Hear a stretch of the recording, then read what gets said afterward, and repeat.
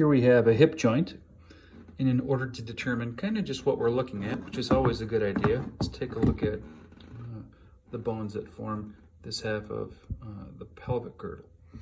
My fingers right now are on the ischium. This is the pointy pubis, which would be anterior, and this is the ilium with the iliac crest. Remember that the ilium, the bone, is spelled a little bit differently than the ilium of the small intestine.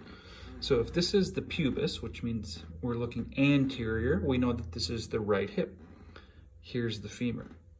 This is the greater trochanter. You should know what attaches there. This is the lesser trochanter. You should know what the muscles that attach here are really used for functionally.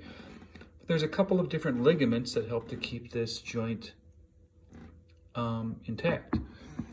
So since this is the pubic bone right here, and this is the femur, this ligament would be the pubofemoral or pubofemoral ligament. Starts at the pubis, goes down to the femur. Since this is the ilium, this ligament would be the iliofemoral or iliofemoral ligament. And if we flip this to posterior, this is the ischium. I'm sorry, this ligament's been cut, this model. See if I can do this. There we go. Take a look at this. Sorry about the seasickness. This is the ischium. This is the femur. This would be the ischiofemoral or the ischiofemoral ligament.